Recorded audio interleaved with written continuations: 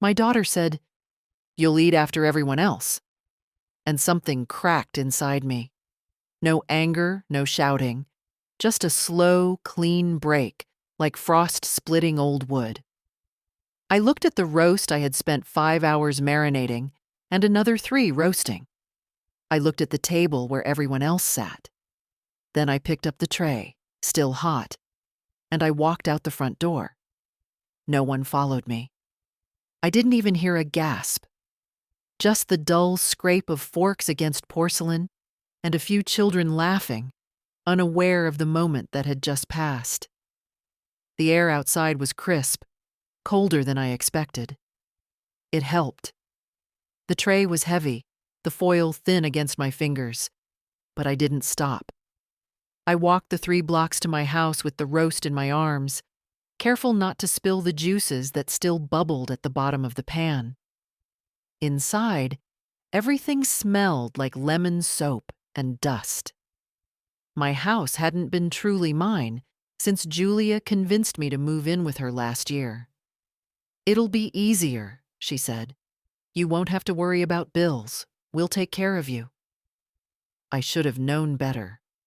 Nothing is free in this world, not even your own dignity. I placed the roast on my kitchen counter. The silence wrapped around me like an old coat. No voices, no screens, no one asking where the cinnamon was or why the potatoes were lumpy. Just me and the ticking of the clock I hadn't wound in weeks. I made myself a plate, one of the old ones with blue flowers around the rim, chipped slightly at the edge. I served a thick slice of roast, spooned some pan drippings over it, and sat down at my own table. I ate slowly. The meat was tender. The seasoning had taken perfectly. It might have been the best I'd ever made. No one complimented it. No one interrupted me. And for the first time in years, I tasted every bite. When I was done, I washed the dish, dried it, and put it away. Then I sat in the chair by the window and watched the maple trees swaying in the wind. I used to rake those leaves every fall. Now, Julia said it was too dangerous. Said I might fall and break a hip. But she never asked if I wanted to. She only told. She's always told.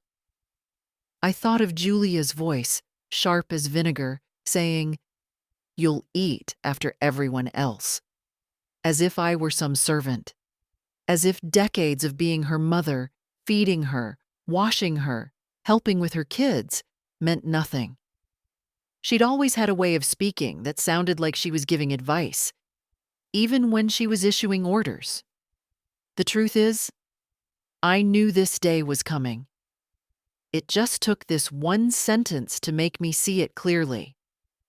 I sat by that window for a long time. I thought about all the times I'd stayed quiet, all the times I'd told myself, it's not worth the fight. When she snapped at me in front of her husband. When she rolled her eyes because I didn't understand her fancy new dishwasher. When she said, "Don't wear that to the party, it's old-fashioned."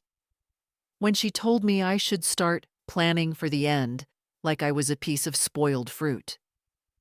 I thought about my other daughter, Grace, gone 10 years now. She was the gentle one. The one who brought me tea when my arthritis flared. The one who called every week just to talk, even when she was tired. She'd left me a granddaughter, though. Rachel. Sweet, observant Rachel. She'd be old enough now to see through the family's masks. I wondered what she would think if she'd seen me leave. And then I thought about myself, about the girl I once was, and the woman I had become. I wasn't bitter, just tired. Tired of living in someone else's house. Tired of being spoken to like an obligation. Tired of pretending that being needed was the same as being loved. I stood up, went to the pantry, and pulled out a pen and notepad. There were things I needed to do. Not just today, but soon. My name was still on the deed to this house. My savings were still in my own account. I still had power. I had just forgotten it. Outside, the sun dipped low and the streetlights began to flicker on. Somewhere, Julia was probably realizing the roast was gone. Maybe someone was finally asking where I was. Maybe not. It didn't matter. Tonight, I would sleep in my own bed, eat my own food, and answer to no one.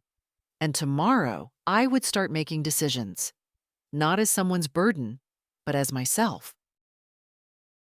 The phone rang twice that night, but I didn't answer. I watched the name flash on the screen, Julia, and let it fade back into darkness. She didn't leave a message, just rang, as if the sound alone might drag me back. It didn't.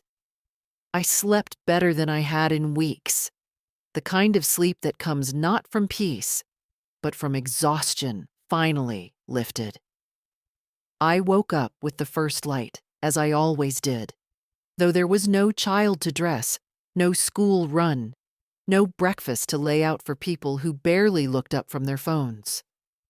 I sat at the kitchen table with a cup of tea and a slice of the cold roast, now even more flavorful after resting overnight. I didn't heat it. I didn't fuss.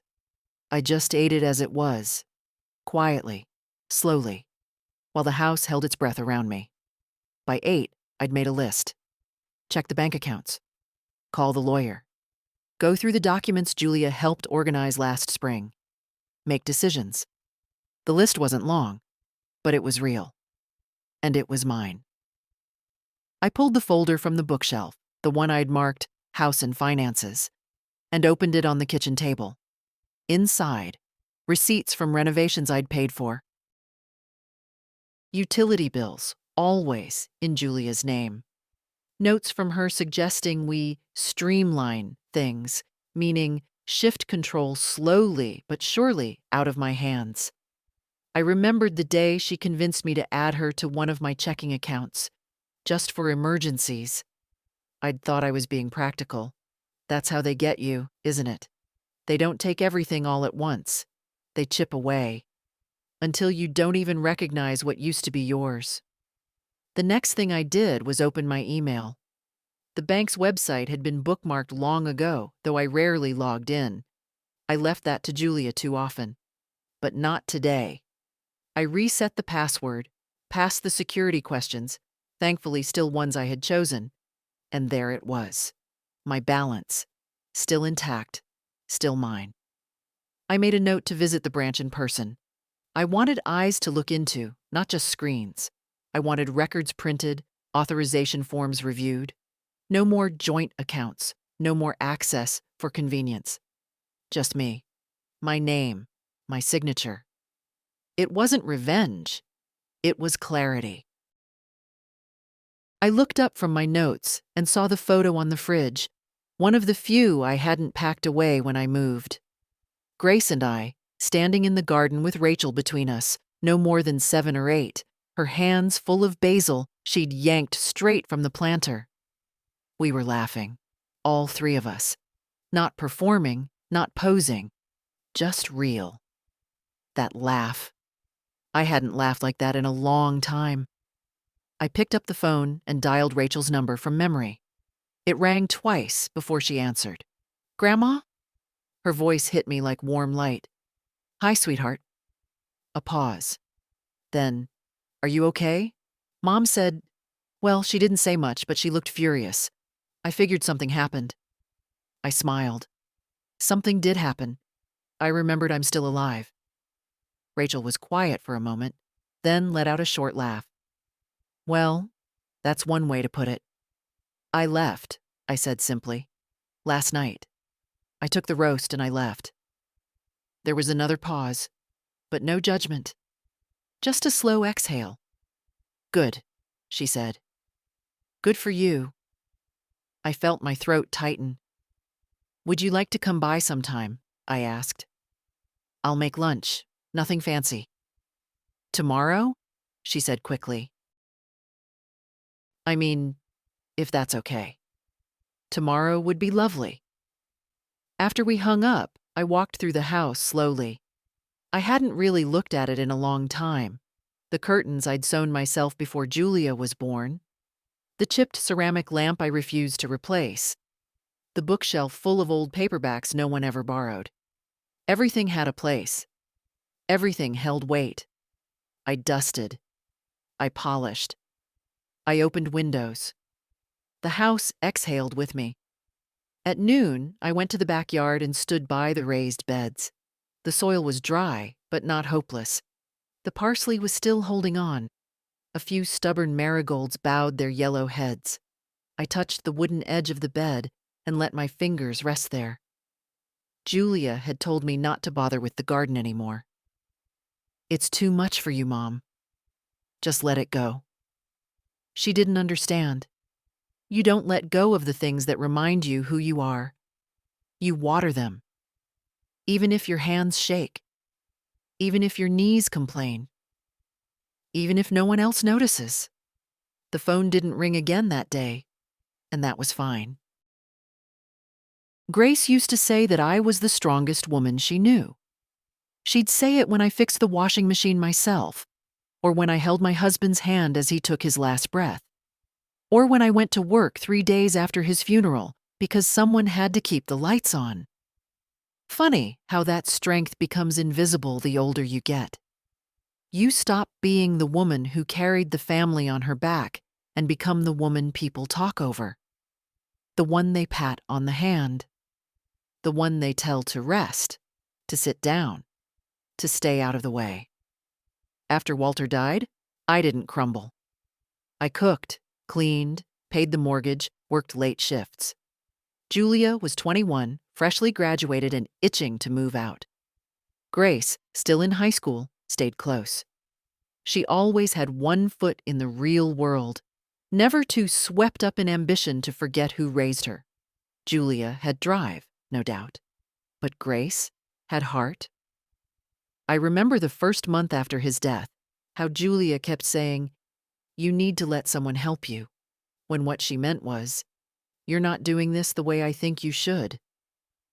She moved out a month later, said the house felt too heavy, said she needed air. Grace stayed. She helped with the bills when she could, worked part-time after school, made me laugh when the nights got too quiet. I used to catch her sitting on the porch, talking to the stars like they were old friends. She was never in a rush to leave. Even when she got married, even when she had Rachel, she made time.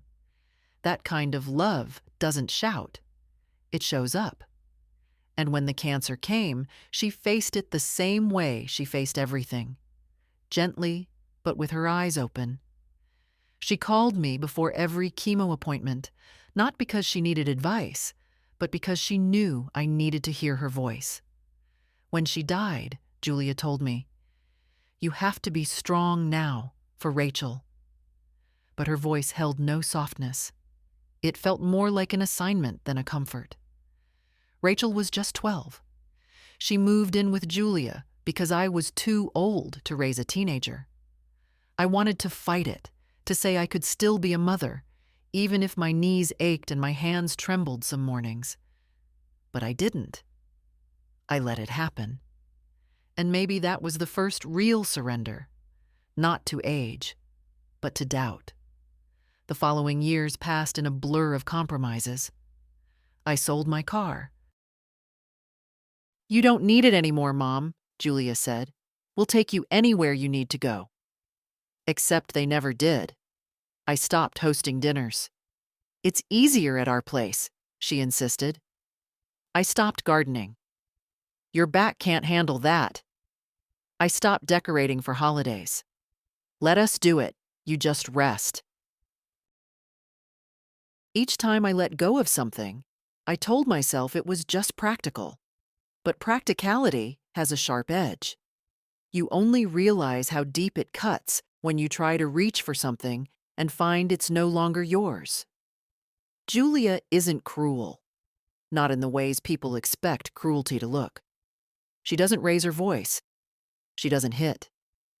Her tools are silence, suggestion, dismissal. She's a master at minimizing. If I said something hurt me, she'd blink slowly and say, "Oh, I didn't mean it that way," as if my hurt was inconvenient, as if my feelings were a translation error. That's what made last night different. "You'll eat after everyone else," she said. Not with malice, with efficiency, with coldness so practiced it passed for logic. I wasn't part of the celebration, I was part of the staff. And when I stood up, took the roast, and left, she didn't stop me. Not even a murmur, just silence, which told me everything. This morning, after my tea, I opened another box I hadn't looked into in years. Inside were Grace's letters, real letters, handwritten, sealed, stamped. She believed in paper. "Screens lie," she used to say. "Ink tells the truth." I read 3 of them. One was about Rachel's first piano recital, how nervous she'd been, how her hands shook before the first note, and how she smiled afterward like she'd climbed a mountain. Another was just a list of things Grace was grateful for that week. The third was harder. It was written after a scan, the one that showed the cancer had spread. "I'm not afraid of dying," she wrote. "I'm afraid of being forgotten." I folded the letter and held it close. "I haven't forgotten you, baby," I whispered. "I never will." I spent the afternoon writing a new letter, this one to Rachel. Not an apology, not a complaint, just a story. A slice of memory from when she was small and I taught her how to make a pie crust. Her tiny hands covered in flour, her face stern with concentration. I ended it with, "You were always paying attention. I see that now. I just want you to know. So was I." I sealed the envelope, wrote her name, and placed it by the door. Tomorrow, I'd give it to her in person. There's a kind of silence that comes not from peace, but from absence. That was the kind filling Julia's house the morning after I left. I imagined it while I boiled water for tea, how the children whispered over cereal, unsure why Grandma's chair was empty. How Julia's husband glanced at her, waiting for an explanation, and how she, with all her talent for deflection, probably said nothing at all. Silence is easier than admitting your mother walked out on you in front of your guests with the main course under her arm. I sat on my porch with my tea, wrapped in an old cardigan Grace had given me the Christmas before Rachel was born. The elbows were thinned, one pocket coming loose at the seam, but it still smelled faintly of her favorite vanilla lotion. I watched a squirrel dart across the fence, then freeze, mid-motion, sensing I was watching. I smiled. I liked the company. Around 10, I heard Rachel's voice before I saw her. "Grandma?" I stood up too quickly and felt the familiar pinch in my right knee. "Back here, sweetheart." She came around the side of the house holding a brown paper bag, hair tied up, cheeks flushed.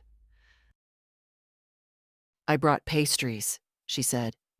"From that little place near the bookstore, the one you used to love." I nearly laughed. "Used to? I still do. Come in." We sat at the kitchen table with warm cinnamon twists between us. Rachel poured the tea like she'd seen me do it 100 times. She probably had. She didn't ask questions at first, and I didn't rush to explain. We just ate. Slowly, like we had time. "I saw Mom's face last night," she said finally. "When she came back to the table, she looked hollow, like she didn't expect you to actually go." I sipped my tea. "Neither did I, until I did." "I'm glad you did." She looked down. I wanted to say something, but it didn't feel like my place. "It wasn't," I said. "And yet, here you are." She smiled, but it didn't quite reach her eyes. "She's not a bad person," Rachel said quietly. "But she treats you like a favor she's doing for the universe. like she expects applause for letting you exist in her house. I didn't say anything. I know that sounds harsh, she added. No, I said. It sounds accurate. We sat in that quiet agreement for a while.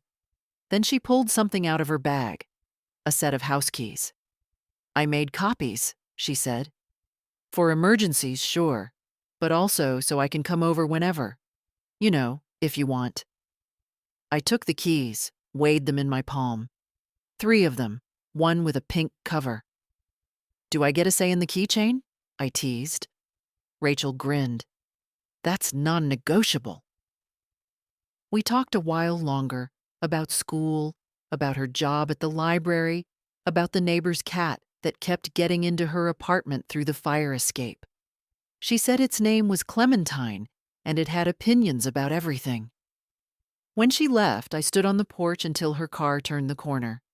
Then I went back inside, sat at the table, and held the keys a little longer before placing them in the drawer, where I kept the flashlight, extra batteries, and my old recipe cards. I thought I'd feel more alone, but I didn't. I felt contained, like I had stepped back into a shape that had always been mine. The rest of the day passed in small, deliberate motions. I gathered laundry, sorted it by hand, washed the dishes, even though there were only a few, checked the mail, even though I hadn't been expecting anything. And then, late in the afternoon, I did something I hadn't done in over a year. I opened the sewing box. The lid creaked. Inside, buttons, threads, fabric scraps, old pins dulled with time. I pulled out a piece of soft blue cotton I'd bought on impulse 2 years ago, planning to make Rachel a summer dress I never started. My fingers moved slower now, but the muscle memory returned. I didn't need to finish anything, just begin. Just remind my hands they still knew how to create, not just maintain. Outside, the sky turned that gentle, bruised purple it gets just before night. And still, the phone didn't ring. It was Rachel who first asked, "Do you think Mom even knows who you are anymore?" We were sitting in the living room, a pot of tea between us, sunlight slanting in through the lace curtains. She hadn't meant it as an attack, just a question, a genuine one. But it landed like a stone. I stirred my tea, not because it needed it, but because my hands needed something to do. "I think she knows the version of me she decided to keep," I said. Rachel tilted her head. "What does that mean?" "It means," I began slowly, "she remembers the woman who packed her lunches and signed her field trip slips, the one who kept her clothes clean and her bed made. She remembers me through usefulness, through chores, through routine, but not through joy. Not through the things I loved before I became mom full-time." Rachel leaned forward, chin resting on her hand. "So what did you love?" The question was simple, but I hadn't answered it in years. "I loved dancing," I said after a pause. "Ballroom, mostly. I was on a college team for a year before I met your grandfather, and I loved old jazz records and lemon cookies. And swimming at the quarry on the hottest days of July?" I stopped, surprised at the sudden tightness in my chest. "And I loved Sunday mornings when the house was quiet, and I'd sit by the window with a book, and nobody needed anything from me." Rachel smiled softly. "I never knew that." "Of course you didn't. Nobody ever asked." She looked like she was about to speak, but then her phone buzzed. She glanced at the screen, winced, and turned it face down without answering. "Your mother?" She nodded. "She's been intense. Keeps asking where I am, if I've checked in with you, like she suddenly cares again. She doesn't like when things move without her. Control freak." "She doesn't think she is," I said. "That's the problem. She thinks she's saving people. She thinks she's protecting the family from embarrassment, from disorder, from, God forbid, discomfort." Rachel raised an eyebrow. By telling her own mother to wait until everyone else had eaten? I shrugged. That's the kind of comfort she believes in. Hierarchy. Performance. She wants her life to look clean on the outside, no matter what mold grows underneath. Rachel shook her head. I don't want to turn into that. You won't, I said, reaching for her hand. You ask questions. You show up. She squeezed my fingers gently. That afternoon, we went for a walk. Just around the neighborhood. The air smelled like damp leaves and chimney smoke. Rachel carried a paper bag of cookies she'd picked up on the way, and we shared them as we walked. Do you ever regret it? She asked suddenly. Everything you gave up? I thought for a while. The sidewalk cracked beneath our feet. A crow called from a wire overhead. I regret thinking it would be repaid. Rachel didn't answer right away. Then she said, That's fair. When she dropped me off later, she hugged me tighter than usual. I watched her car disappear down the road, then went back inside and locked the door. Not from fear, but from choice. I liked knowing who I was letting in. That night, I sat by the radio and found a station that still played jazz. Coltrane, specifically. I closed my eyes and remembered the smell of waxed floors, the weight of someone's hand on my waist, the thrill of turning in step with a rhythm larger than both of us. I didn't dance, not really, just swayed in place. But it was enough. The next morning, Julia came to the house. I saw her through the window, standing stiff on the porch, holding something in her arms. I didn't move. I let her knock twice. Then I opened the door. Hi, Mom, she said. Her voice was too bright, too brittle. I nodded. Julia. She held out a foil-covered dish. I brought your Tupperware back and some turkey from, well, what was left. I looked at it and didn't reach for it. I have food, I said. Her smile faltered. I just thought, why are you really here? She bristled. Is it so strange for me to visit? Yes, I said plainly. She looked past me into the house. Rachel's been avoiding me. She's been here. A pause. Julia took a breath. Mom, I know things have been tense, but you have to understand. There were guests, expectations. I didn't mean to be disrespectful. You just didn't care if you were. That's not fair. No, I said. It's not. But it's true. We stood there for a few seconds, the air between us thick with things that had never been said. She held out the dish again. I didn't move. I made a roast, I said quietly. Julia blinked. What? I made a roast the night I left.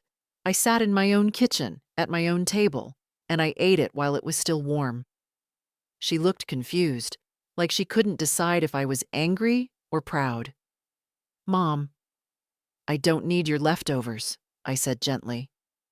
Then I closed the door. I didn't lock the door after Julia left. I didn't need to. Some boundaries are stronger than deadbolts. I stood in the hallway a moment, holding on to the quiet.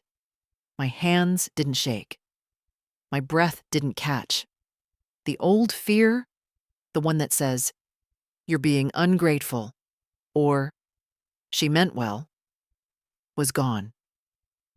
It had withered sometime between the front door and the first bite of that roast I ate alone. And like anything dead, it no longer held power. Later, I wrapped the dish she brought in a kitchen towel and walked it down the street to the church donation freezer. They take food quietly there. No questions, no paperwork. Just a kind soul making sure nothing goes to waste. I placed the turkey inside, left the Tupperware, and walked home without looking back. By the time I returned, the kettle was still warm.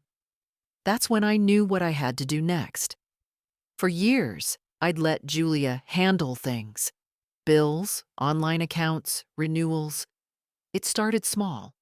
a reminder to pay the electricity, a suggestion to link our phone plans. Then came the bank accounts. She convinced me to make her an authorized user on one in case something happens. Then another.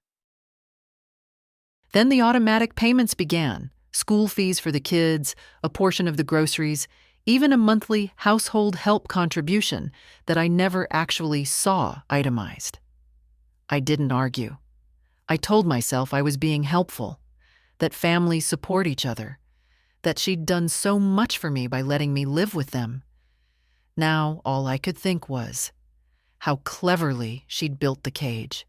Not out of cruelty, no, just entitlement.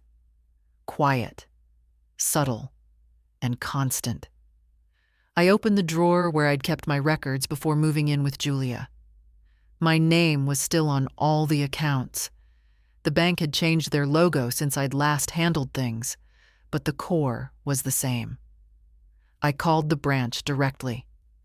"Yes, Mrs. Hensley," the young man said after confirming my identity. "You're still the primary holder on the savings and the joint checking. How can I help?"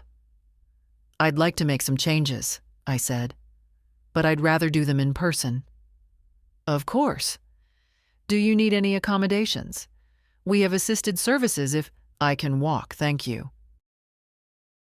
He hesitated. "We're open until 5. I'll be there in an hour."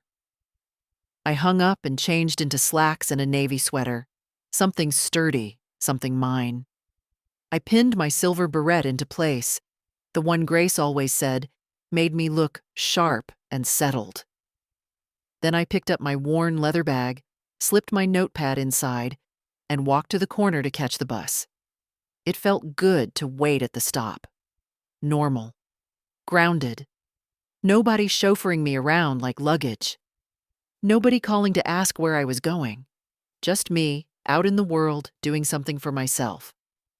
At the bank, the same young man who'd answered the phone greeted me at the counter. His name tag read, Kevin. He smiled politely, but looked slightly uneasy, like I might start crying or complaining at any moment. That's what they expect from women my age. Tears or confusion. I gave him neither. "I'd like to remove an authorized user from 2 accounts," I said, laying my ID flat on the counter. He blinked. "Yes, of course. If you'll step into one of our offices, I'll get the forms." 10 minutes later, I sat at a polished desk, signing papers with steady hands. "Would you also like to revoke online access permissions?" he asked. "Yes." "And automatic transfers?" "All of them." He paused, eyes flicking to the screen. "There's a recurring transfer of $450 every month to a school tuition account." "I know," I said. "Cancel it." Another pause. "There are also smaller ones. Subscriptions, home services, some rideshare activity. Do you recognize these?" "No." "Cancel everything." He nodded and began typing. "You'll receive confirmation emails later today." I handed him a new email address I'd made that morning. "Send them here." His fingers hesitated again. "Mrs. Hensley, if I may. This is a significant change. Would you like us to flag the account in case someone tries to reestablish access without your consent?" I looked at him squarely. "Yes, flag it." When it was done, he stood and walked me to the door. "Anything else I can do for you today?" I smiled. "You've already done more than you know." Outside, the wind had picked up. I pulled my sweater close, but I wasn't cold. Not really. My body was humming. Not from adrenaline, but from certainty. For the first time in a long time, I knew exactly whose name was on what, and that was only the beginning. The lawyer's office smelled like lemon polish and old paper. I'd been there once before, years ago, when Walter and I drew up our wills after his first heart scare. The building was the same, narrow hallways, scuffed molding, But the receptionist was new, and the chairs in the waiting area were now faux leather instead of velvet. The kind of change no one talks about, but you feel all the same. "Mrs. Hensley," the receptionist smiled. "You're here to see Mr. Abrams?" I nodded. "He's expecting me." She led me down a short corridor and into a small office with tall windows. The man behind the desk stood when I entered. Grayer than I remembered, but his handshake was still strong. "Evelyn," he said, motioning to the chair across from him. "It's been a while." "Yes, too long." He sat and folded his hands. "What brings you in?" I didn't hesitate. "I'd like to revise my will, and I want to set up a trust for my granddaughter." He blinked once. "All right." There was no judgment in his voice, just calm professionalism, which was exactly what I needed. "You remember Grace?" "Of course. She's gone now." "Been gone a while." "I'm sorry." I nodded once. "She left a daughter, Rachel. I want to ensure that whatever I have left goes to her, not to my other daughter." He didn't flinch. "We can do that. I also want to protect those assets while I'm still alive," I added. "Rachel's young, but I trust her more than anyone else. I don't want Julia, or anyone else, having access to anything in my name." Mr. Abrams opened a legal pad and began taking notes. "We can create a living trust. You'll retain control as trustee, but designate Rachel as the beneficiary. That way, when the time comes, she'll inherit without going through probate." "Good. I'd also recommend revoking any financial power of attorney that currently names Julia." "Already done," I said. "The bank's been notified. Her access is gone." He glanced up, lips twitching into something between a smile and a nod of approval. "I want the trust to include the house," I continued. "All the accounts I still hold, any investments, everything." "That's doable. We'll draw up a schedule of assets and transfer ownership into the trust entity. You'll still live in the home, use the funds, but legally, the trust owns it." "Perfect." He looked at me for a moment. Pen paused above the paper. "May I ask what prompted this change, Evelyn?" I took a breath. "She told me to eat after everyone else." His brow furrowed, then smoothed again. He didn't need the details. The sentence was enough. "I see.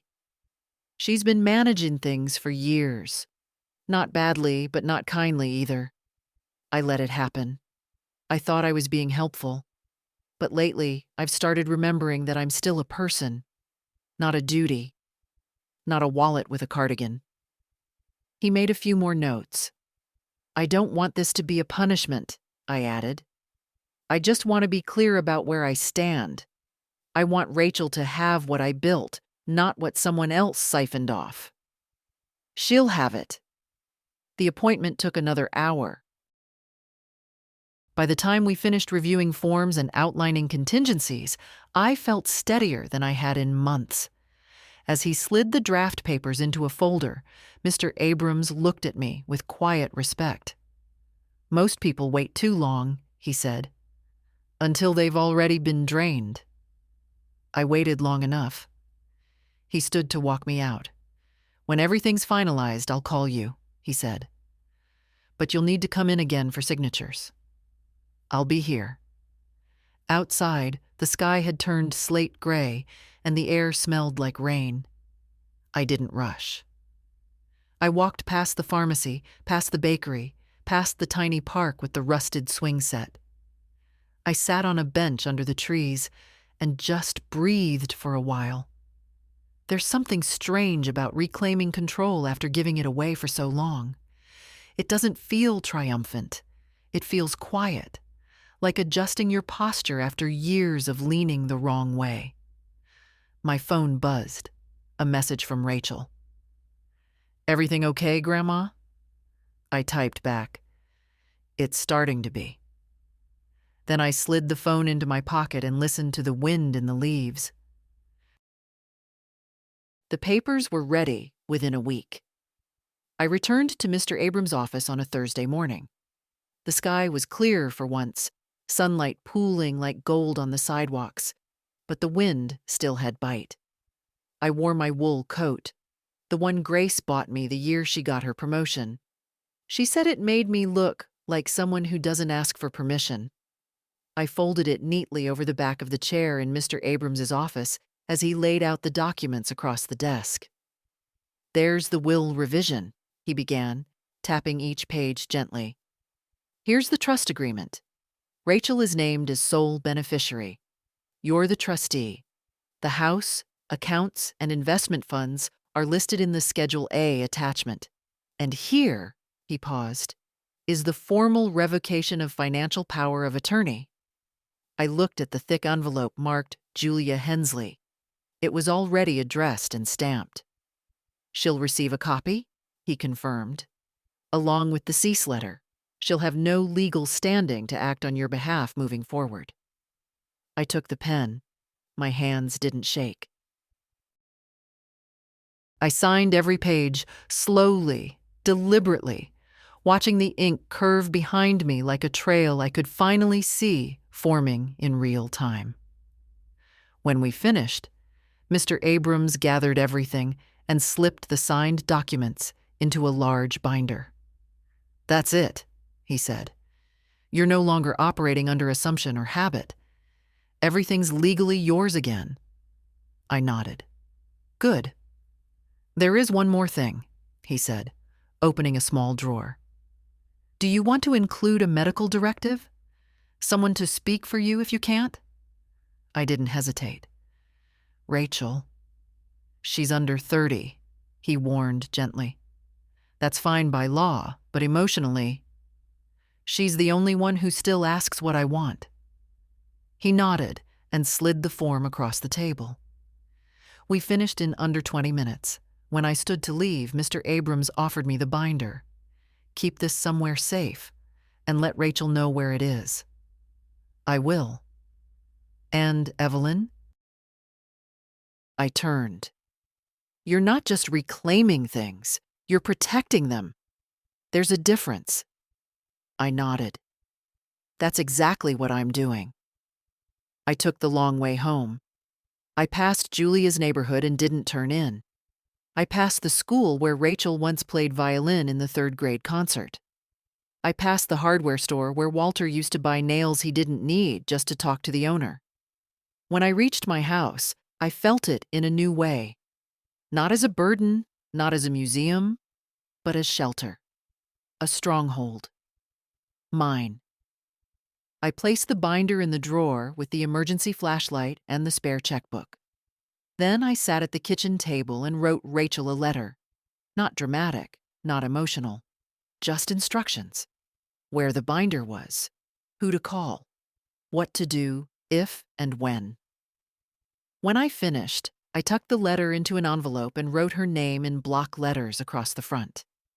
Then I placed it under the old cookie jar, the one she always lifts when she visits, as if I might have left something sweet inside. I stood by the window for a while, sipping tea, watching the late autumn light shift across the yard. The phone rang once, then again. I let it go. 5 minutes later, a text came through. "Julia, we need to talk, it's important." I deleted it without reading further. Later that evening, as the sun dipped behind the rooftops, I pulled out my planner and started making lists. Not lists of chores, lists of things I wanted. A new pair of walking shoes, a small raised garden bed for spring, a trip, just a weekend, somewhere with water. Not big things, not fancy things, just mine. That night, for the first time in years, I locked the door from the inside, not out of fear, but as a quiet declaration. I was home. Julia didn't knock this time. She rang the bell once, then again, sharper, longer. I waited, finishing my tea. When I opened the door, she stood stiffly on the porch, arms crossed, face tight. "We need to talk," she said. I didn't move. "About?" Her eyes narrowed. "Don't play dumb, Mother. You've revoked everything. I got the letter from the lawyer, the trust, the will. You cut me out entirely." I stepped back and opened the door wider. "Then you already have the answer." She brushed past me into the living room, uninvited. She always walked like the house owed her its walls. "Why now?" she asked, spinning to face me. "Why after all this time? You live under my roof for over a year, and suddenly I'm the villain?" I sat in my chair by the window, calm. "I don't live under your roof anymore." "You stayed here for free," she snapped. "We took care of you." "No," I said. "I cooked. I cleaned. I picked up your children from school. I paid for half your bills. That wasn't care. That was arrangement. And I don't do arrangements that erase me." Julia blinked. For a second, her mouth moved but made no sound. She hadn't expected clarity. She'd come prepared for guilt. "You're being dramatic," she said finally. "No, I'm being exact." She started pacing. "You're going to leave everything to Rachel? She's 22. She doesn't know anything about finances. She'll learn. I should have been part of that conversation. I should have—" "You had years," I interrupted. "Years to treat me like a person, not a burden." "You didn't." Julia stopped pacing. "I didn't mean to hurt you. You just didn't care if you did." She flinched, but I held her gaze. "All these years," I said quietly, "you thought I wouldn't notice. You told me when to speak, when to sit, when to eat. You dressed it up as concern, but it was always control." She crossed her arms again, defensive now. "I was trying to keep things manageable." "For who?" Her silence told me everything. After a while, she sat down across from me, her voice softening. "You could have said something sooner." "I did. You didn't hear it. Or maybe you did, and ignored it." Her jaw tightened again. "You made me out to be some cold monster." "I didn't make you anything. I just stopped lying about how it felt." She exhaled hard and rubbed her forehead. "So that's it? You're just done with me?" I looked at her, my daughter, a woman I had fed and clothed and protected, and I felt no hatred, just exhaustion. "No," I said gently. "I'm not done with you, but I'm done living under your conditions." She didn't speak after that. We sat in silence for a long time, the afternoon sun painting sharp lines across the floor. Finally, she stood. "Do you want me to go?" I nodded. "I do." Julia looked like she might say more, but then she turned, walked to the door, and let herself out. The door shut quietly behind her. I didn't cry. I didn't feel victorious. I felt space. The kind that used to belong to me. The kind I'd forgotten how to breathe in. Later that evening, Rachel called. "How are you?" she asked. "Better," I said. "Clearer." She paused. "She came by, didn't she?" "Yes." "Did it help?" I thought for a moment. "It helped me remember that boundaries aren't cruel. They're necessary." Rachel didn't say anything, but I could hear the warmth in her breath. "Good," she whispered. "That's good." We didn't talk long. We didn't need to. Sometimes it's not about what you say. It's about finally being heard. The next few days came with noise. Not the kind you hear, but the kind that fills your phone. Missed calls. Voicemails with polite urgency. Texts that started with, "Mom, I think we should talk," and ended with, "This has gone too far." Some from Julia, a few from her husband, Alan, who never used to speak to me directly unless the car insurance lapsed or a casserole needed returning. The messages blurred together after a while, apologies wrapped in expectation, worry disguised as control, and underneath them all, a single thread.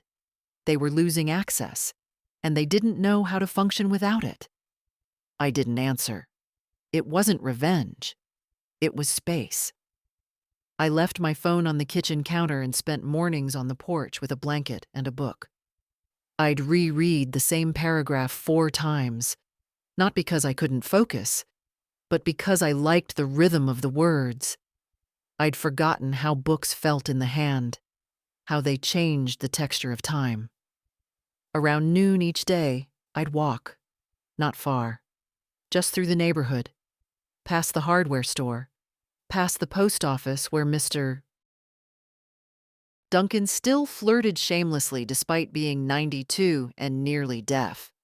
Sometimes I'd pick up lemons or fresh bread.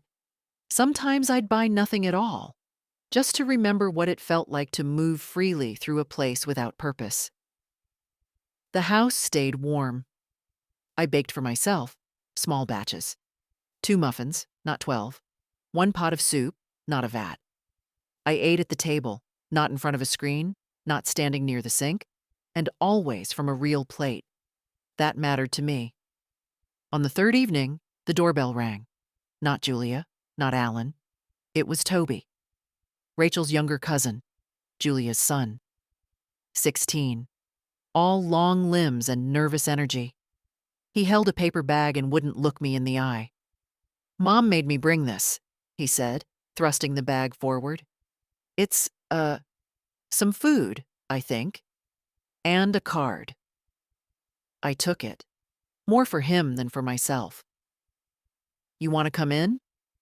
He hesitated, then nodded. Inside, he stood awkwardly in the hallway while I set the bag on the counter and peeked inside. Chicken in plastic containers, a slice of pie. The card was unsigned. Toby cleared his throat. "I think she's scared." "Of what?" "Of not being forgiven."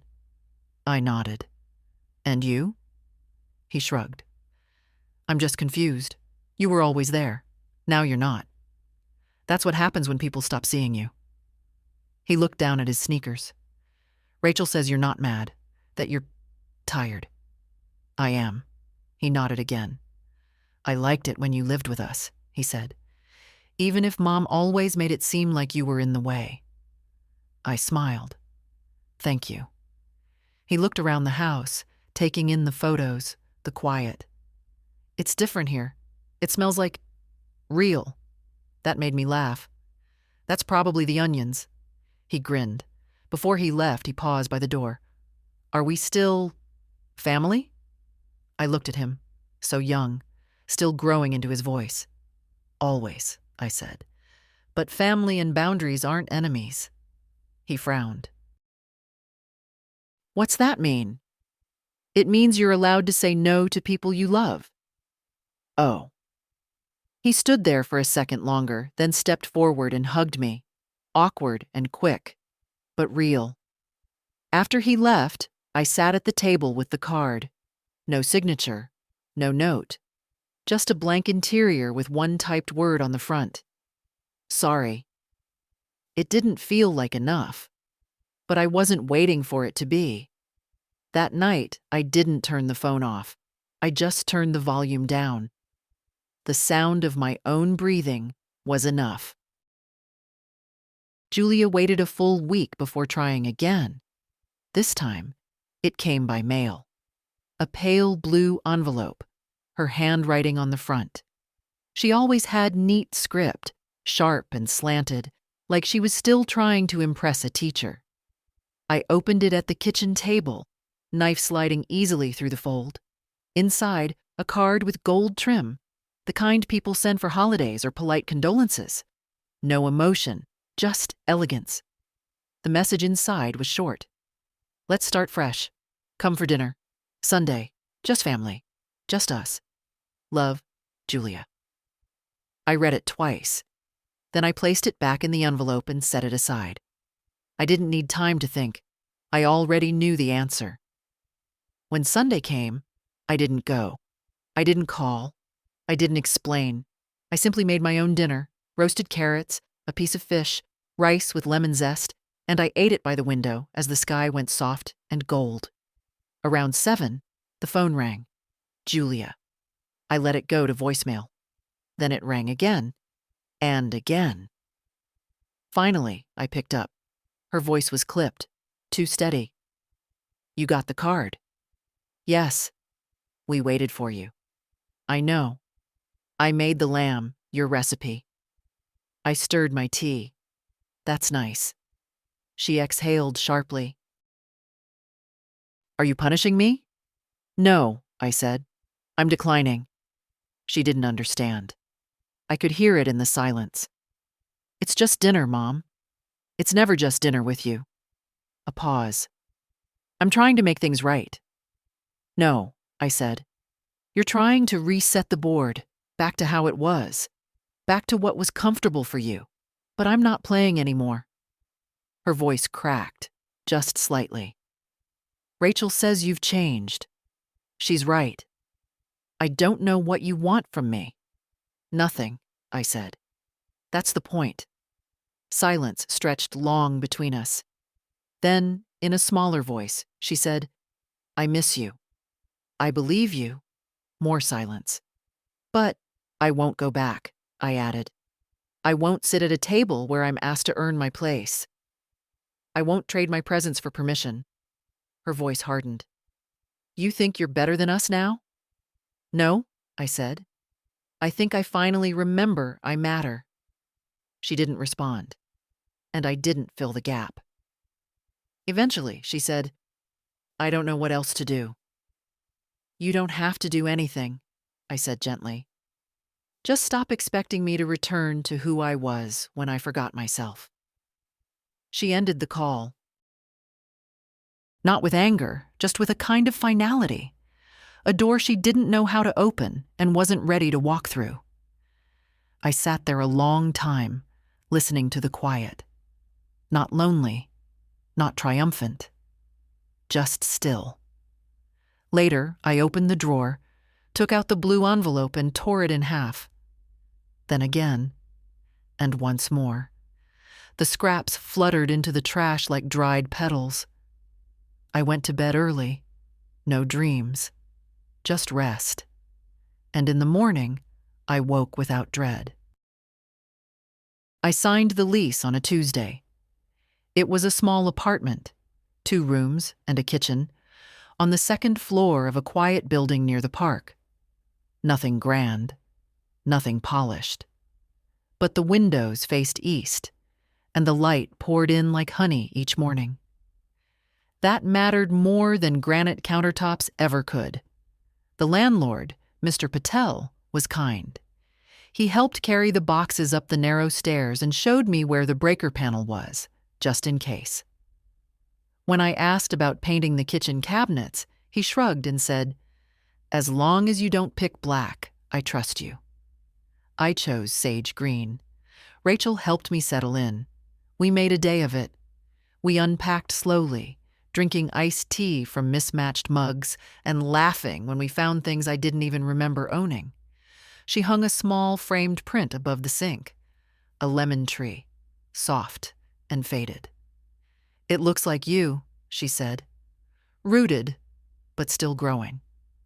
I smiled. That's nicer than being called hardy.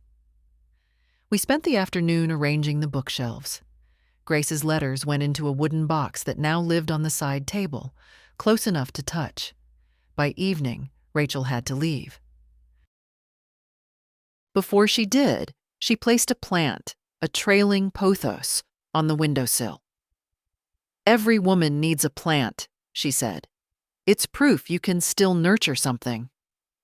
After she left, I sat on the couch and listened to the new quiet. Different from the silence in Julia's house.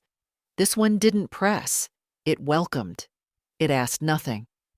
I made a simple dinner, sautéed spinach, a boiled egg, toast. I ate it slowly, watching the shadows climb the opposite wall. No one asked why there weren't more sides. No one criticized the softness of the yoke. The next morning, I met my neighbor. Her name was Ruth, 83, and she walked with a cane that had floral stickers all over the shaft. "You're the new one," she said, eyeing me like a shopkeeper does a fresh shipment. "I suppose I am." She nodded toward my door. "Don't put out trash before 5. They fine us. And the lady in 2B feeds the squirrels, but don't tell management. I like her too much to see her evicted." I smiled. "Thanks for the warning." She leaned in, lowering her voice. "You divorced?" "No, widowed." She tilted her head. "Then what brings you here?" I didn't hesitate. I remembered I'm allowed to live on my own terms. Her lips twitched. "Well, it's about time." We stood in the hallway talking for 20 minutes. About arthritis, old movies, and which market had the best produce. She reminded me a little of myself, sharp when she needed to be, but kind underneath. A woman who'd weathered more than she let on. That afternoon, I rearranged the silverware drawer. Not because it was wrong, just because I could.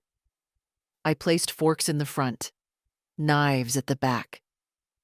It made no logical sense, but it pleased me.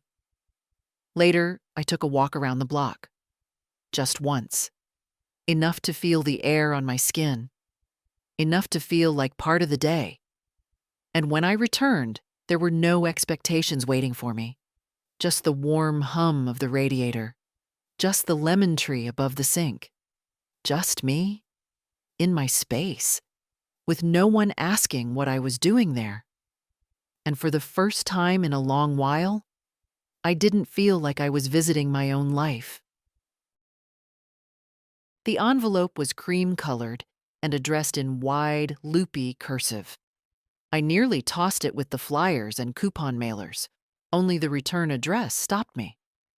Helen Carter. I hadn't heard that name in over 30 years. We'd lived 2 houses apart when the girls were little.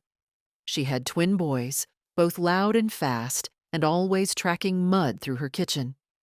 We used to sit on her back steps, drinking coffee while the kids turned the backyard into a war zone. She smoked menthols and wore her hair in a braid that hung down her back like a rope. She moved after her husband got transferred to Idaho. We promised to write. We didn't. I opened the letter at the kitchen table, already steeping tea.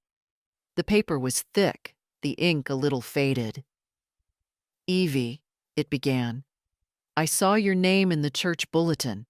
They said you'd spoken at a memorial fundraiser for Grace last spring. I couldn't believe it. I'm sorry it took me so long to find the right words, but when I saw your name again, I knew I had to reach out." She remembered Grace. Remembered her laugh. Remembered her drawing pictures on the sidewalk with chalk and insisting they were inventions. She wrote about her boys, one now a teacher, the other working in forestry. She had grandkids, a dog, a new hip. She said she was slower now, but not done yet. Then, near the end, "I still remember the woman who danced barefoot in the rain on your 40th birthday, the one who said, 'If the world's already wet, you may as well move with it.' I hope you've kept dancing. And if not, well, it's never too late." I put the letter down and felt something soft and old press into my chest. Not sadness, not quite nostalgia, just recognition. I had forgotten that woman. She wasn't a fantasy or a version of myself from a dream. She was real. She lived here once, in this body, with these hands. And I'd buried her under years of, "Is dinner ready?" and "Can you pick up the kids?" and "You're just being sensitive, Mom." I stood up, crossed the kitchen, and opened the drawer where I kept old tea towels. At the very back, folded tight, was a CD Rachel had burned for me years ago.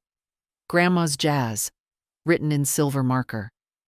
I didn't even know if it would play anymore, but I pulled out the old stereo, dusted it off, and tried. It crackled, then caught. Nina Simone's voice filled the room, low and deep, like honey turning in the spoon. I stood by the window, arms crossed, just listening. Then I let myself sway, just a little. The floor creaked beneath me, and my knees didn't love the movement. But I moved anyway, in my socks, with no one watching, with no performance. It wasn't dancing, not really. But maybe it was close enough. I wrote Helen back that same afternoon. I told her thank you for remembering, for seeing, for naming the version of me I had forgotten. I told her about Grace, about Rachel, about the roast I carried out the front door like an offering to my old self. I didn't mention Julia. I didn't need to. I ended the letter with a line she'd once said to me after I'd spilled coffee on a new dress and nearly cried over it. You're allowed to be messy. Just don't pretend it's someone else's mess. I'd never forgotten that, even if I forgot everything else. When I walked to the mailbox, the wind picked up. Cold and fast, but not punishing. The lemon tree print fluttered slightly when I came back inside. I touched the frame lightly. I remember you, I said quietly. And I did. Rachel came over on a Friday. No warning, no text. Just a soft knock and her face behind the frosted glass. I brought mushrooms, she said, holding up a brown paper bag. And those little onions you like. I was just about to make soup, I said. Perfect, she smiled. I'll chop. We didn't rush. The kitchen wasn't large, but we moved around each other easily. I showed her where I kept the knives, still sharp, still familiar. She peeled onions with practiced hands, eyes blinking from the sting. I forgot how strong these are, she muttered. That's how you know they're honest, I said. She laughed and wiped her eyes. I cleaned the mushrooms gently with a towel. No soaking, no shortcuts. She watched for a moment, then mimicked me. Mom always scrubs them under the faucet. Your mother never had patience for mushrooms. Rachel didn't argue. She just nodded. We worked in comfortable quiet, broken only by the bubbling of the pot. The smell filled the apartment, earthy, savory, warm. She found bowls in the cabinet without asking, set the table without fuss. When we sat down, neither of us reached for our phones. She tasted the soup and closed her eyes. God, Grandma, this is perfect. I smiled. It's just soup. No, she said. It's yours. That's the difference. We ate slowly. She dipped her bread into the broth and let it soak before each bite. When the bowls were nearly empty, she looked up. Do you think I'll end up like her? There was no bitterness in her voice, just the question. Bare, genuine. No, I said. You already asked the question she never could. Rachel toyed with her spoon. She's trying again, sending messages, telling me she wants to talk. Do you want to? She thought for a long moment, then shook her head. Not right now. I just don't trust what she wants. You don't owe her more than you have to give. She looked relieved, not because I gave her permission, but because I said it aloud. After dinner, we washed dishes together. She dried, I rinsed. I like it here, she said. It feels honest. That's the second time you've used that word tonight. Yeah, she said, smiling. I think I'm craving it. When we finished, she didn't rush to leave. She wandered into the living room, sat on the floor with her back against the couch. I joined her. I used to think you were just quiet, she said, but now I think you were just careful. I nodded. I had to be. Why? Because when you grow up in a world that doesn't ask what you think, you learn to watch first, to measure. And now? Now I'm learning to answer before I'm asked. Rachel leaned her head back, resting it against the cushions. I want to be like that, she said. You already are. We sat a long while without talking. Eventually, she stood, pulled on her coat, and kissed my cheek. Thank you, she whispered, for all of this. Come back next week, I said. We'll try a pie. Deal. After she left, I cleaned the counter, wiped the stove, folded the dish towel over the sink. The apartment smelled like garlic and thyme, like effort and ease. I poured myself a small glass of wine and sat by the window. Outside, a street lamp flickered. The air looked like velvet, thick, quiet, soft. I didn't think of Julia. I thought of Rachel. I thought of soup and salt, and how some things, once tended properly, don't need saving. Just space and time. There's a moment, just before dawn, when the world holds its breath. The sky isn't light yet, but it isn't dark either. The shadows soften. Even the wind seems to pause. That's when I like to walk now. Just a short loop. Down to the corner, past the bakery that opens too early, then back again. The air is crisp, and the sidewalks are still damp from the night. Sometimes I see Ruth from down the hall. She walks slower these days, but she still waves. The morning I turned 79, I found a small note taped to my door. Happy birthday, Evelyn. You remind me who I want to become. No name. But I knew it was Rachel. I didn't need flowers or fanfare. That note was enough. I made myself pancakes that morning. Just 2. With a little butter, a drizzle of syrup, and half a banana. I ate them slowly at the table, sunlight warming the floor by my feet. Later, I opened the drawer where the binder lived. I hadn't touched it in weeks, but I pulled it out, placed it on the table, and added one last letter, short, clear, folded once. It read, Rachel, what I have is yours, not because of blood, but because of kindness. You never tried to manage me. You just met me where I stood. That's love. That's legacy. Don't let anyone teach you otherwise. I placed it behind the will and closed the binder. That afternoon, I sat on the porch and watched the light move across the street. Nothing extraordinary happened. A mail truck passed. A boy on a bicycle wobbled past, his backpack nearly tipping him over. The world, unbothered by my peace, kept going. I wasn't waiting anymore. Not for apologies, not for understanding, not for the version of motherhood I never got to grow into. I had enough. I had Rachel. I had mornings and music and the scent of soup simmering just for me. Sometimes, healing isn't a wave. It's a quiet return to yourself. And if you've been reading this, if you've ever felt small in a house you helped build, or quiet in a life you once led loud, let this be your permission. You don't need anyone's blessing to come back to yourself. You just need to begin. So begin. Now. And if this story found you, share it. Leave a comment.